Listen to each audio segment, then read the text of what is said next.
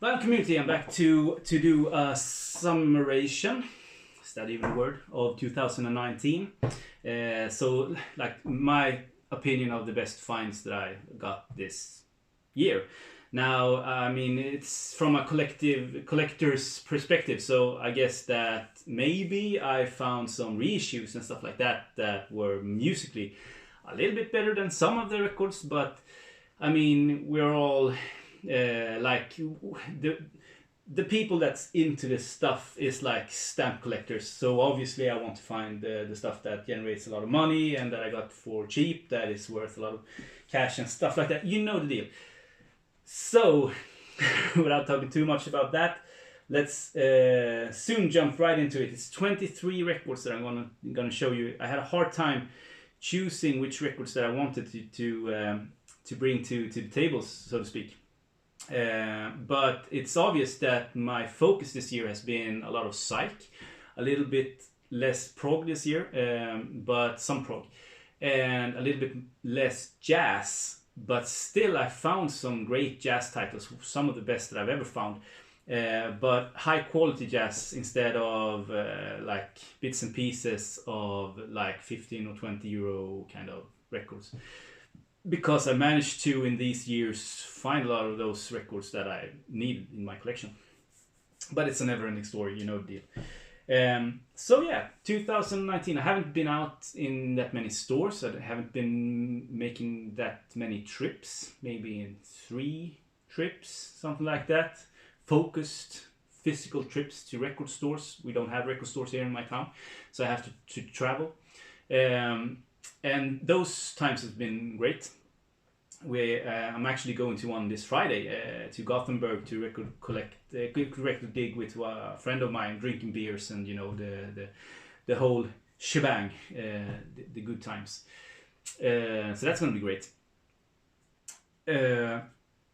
Most of the stuff I found online. 50% maybe I found in like on Discogs, eBay, or Swedish eBay, and Discogs, eBay, and stores, online stores, and 50% I actually found via Facebook or Instagram, and I think that has become the most fun way to trade and buy records for me, because often you know about the seller, you know what he likes and how he treats his records and stuff like that, and he knows who you are, and I mean the transaction is pretty awesome.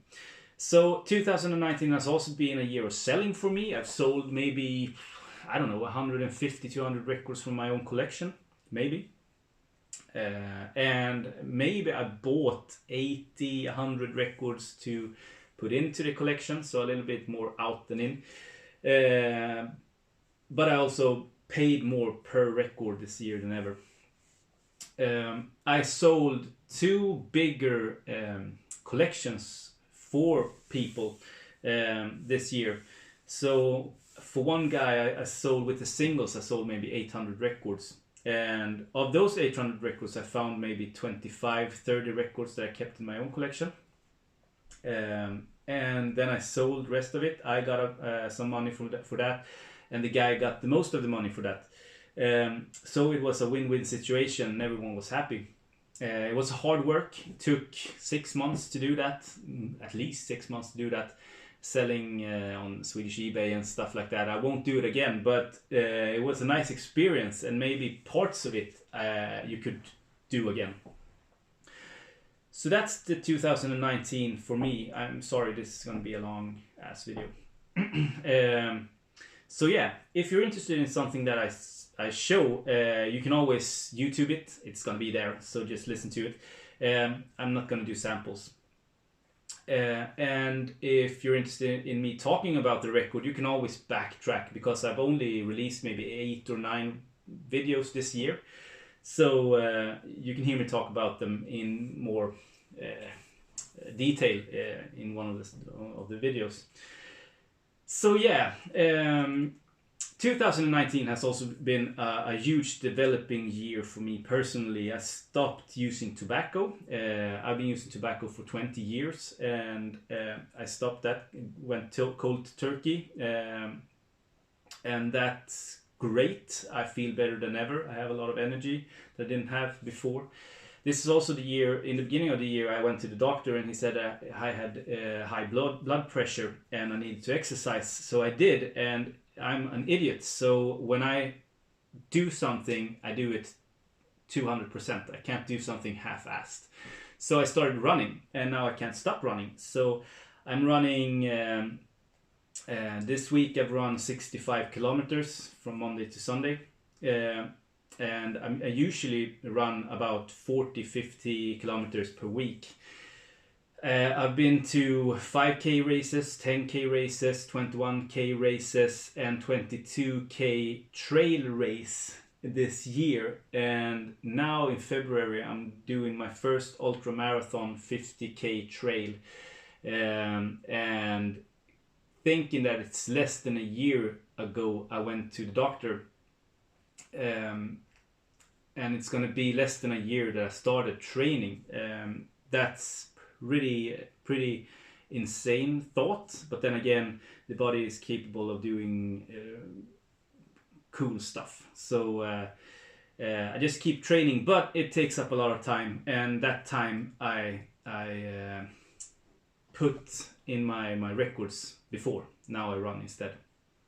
So the records I don't listen as much as I maybe wanted, but family comes first, then running in this case, and then records, and then work, and stuff like that. So let's get into it. Parish Hall 1971. This was a great find this year, maybe one of the best. 40 euro in near mint condition in an online shop. I was blown away. But it's actually like this. Discogs is your biggest friend and your biggest fiend. Your biggest fiend because everyone knows the prices nowadays put out on Discogs. But a lot of people goes for the median price. So when they put the price sticker on the record, like this, they put the median price sticker on. So if the median on this is 40 bucks, but it's been sold in G plus or VG minus for I don't know how many times, and then one near mint in one near mint condition that is worth maybe 200 euro, you get the median on 40.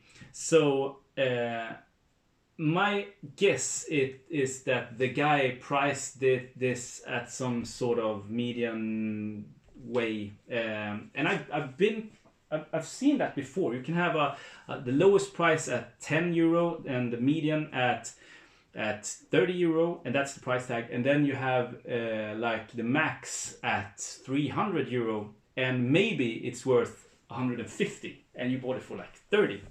So insane. Okay, moving on. This is the only like new reissue I'm going to show you. This is from 1992, so it's almost brand new. 1992. Haha. No, this is Taste of Blues, Swedish progressive, almost krautish blues rock record. It's very strange, called Schizophrenia, and that's the best title they could ever come up with. Side A is one as long song, space jammy, very wild. Original press of that, insanely hard to find and very, very pricey. Cheers. My Bergman cup. Next one, Eddie Hazel. Game, Dames and Guitar Thanks. And this, I was very happy to find this. Next to Maggot Brain, this is one of the best guitar records ever recorded, in my opinion. Fantastic guitar player, Eddie Hazel. Fantastic. This was gifted to me by the one and only Nico Malcolm from Norway. So thank you so much again. He gifted me his beat up spare copy of Circus. And I enjoy it immensely. Fantastic record. Just listen to Norwegian Wood, the cover that they do. The first track on the first side, just mind-blowingly good. And I'm still looking for a better copy of this. Fantastic. Thank you so much again, Nico. This was a great find this year. Caterpillar, their first debut record, progressive jazz on the Vertigo Swirl label.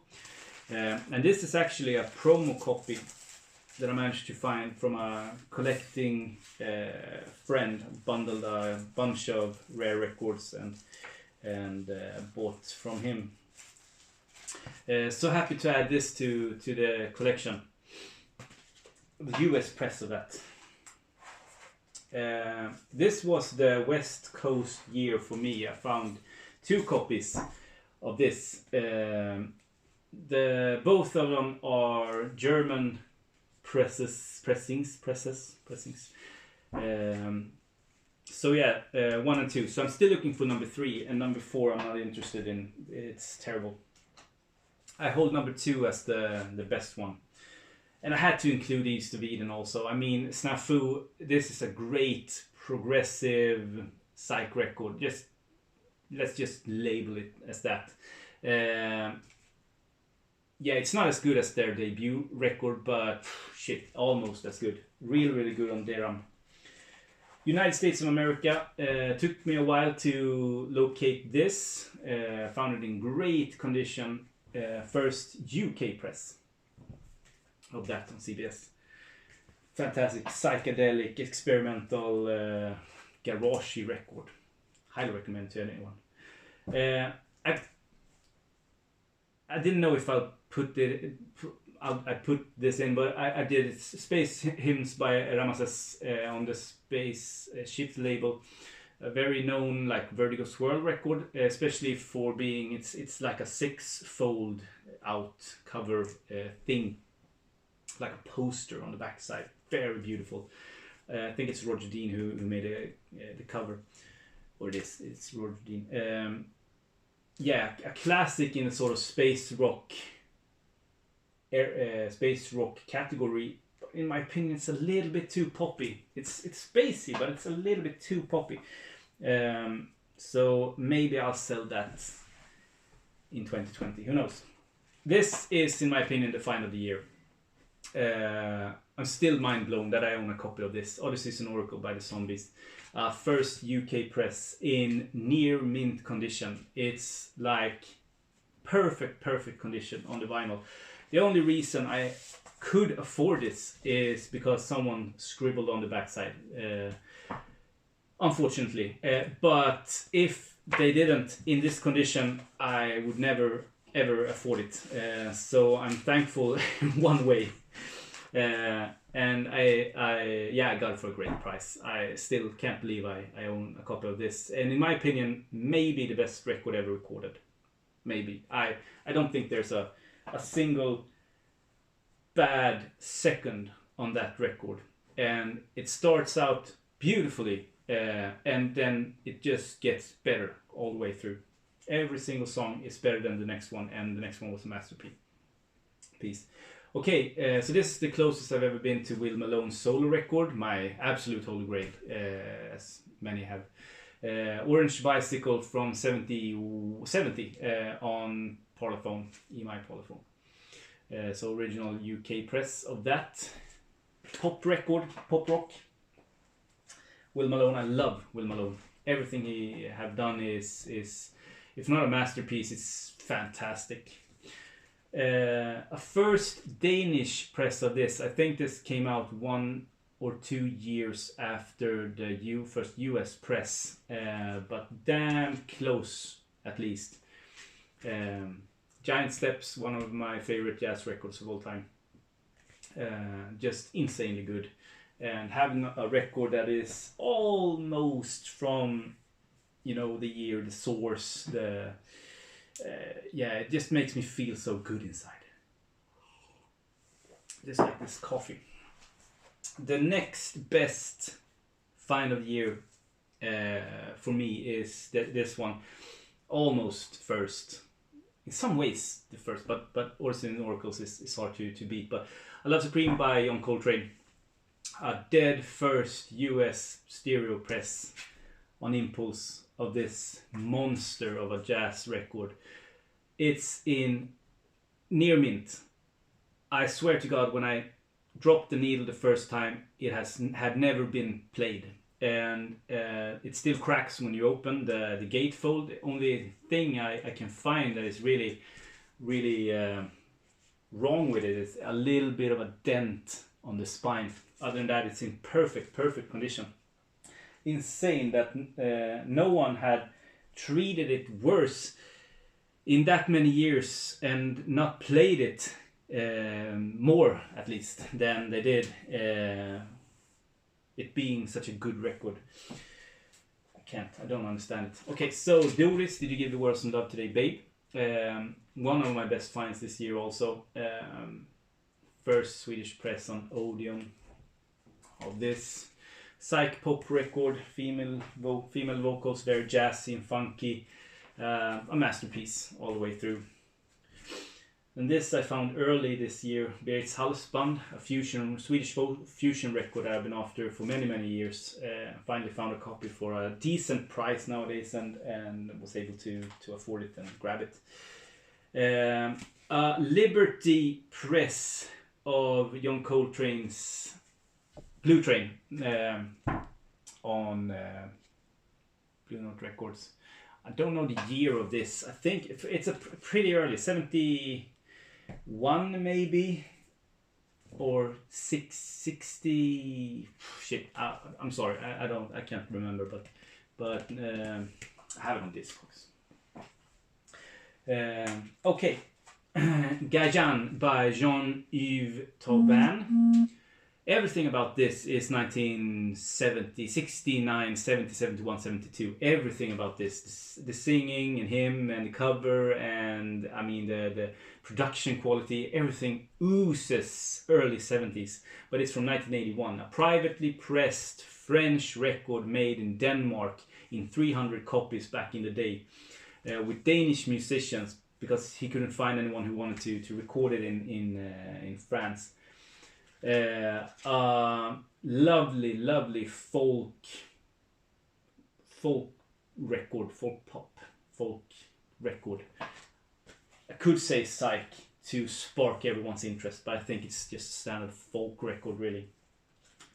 Another jazz record that I found for a great price was this Strata East Zodiac record by Cecil Payne, the number 3 of the Dolphy series. So now I just have to find number 1 and 2 also. Wynton Kelly and Kenny Dorham. Yeah, in memory of. Shit, fuck.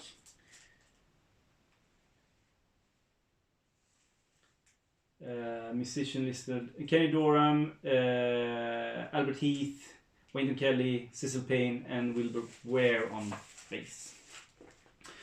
Okay, moving on. The Savage Resurrection. I managed to find a very nice copy of this. I had a Pretty Beat copy and I sold that. I sort of regretted that, buying that one. And I found a perfect copy for a great price. So happy to add that classic psych record to the collection.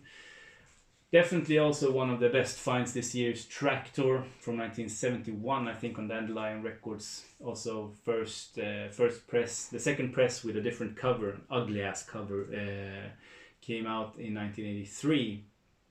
And that even misses the third song on the backside, but it's on the label. But I mean, how stupid can a reissue label be that they forget to put songs on the backside of it? Yeah, this is a classic sort of heavy psych prog, almost metal record. It's heavy as shit. Awesome record. Kaleidoscope, A Beacon from Mars. Took a while to understand this record for me, and when I did, I couldn't wait to find it on vinyl.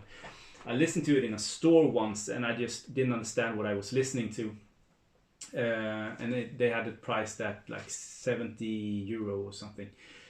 So so I went home and I listened to it again digitally and again and again, and like the fifth or sixth time, I understood the record. It's so quirky and beautiful at the same time. Psych record, psych country, folk. Yeah, it's hard to label the record. I love it. And the last one, also a great addition to the Vertical Swirl collection, is Nucleus Elastic Rock from early 70s, also with the die cut cover and the swirl and all that great stuff. Great jazz record on the Swirl label. So that's it. Hope you enjoyed the record I showed. If you have any comments, please list them down below, or questions, obviously.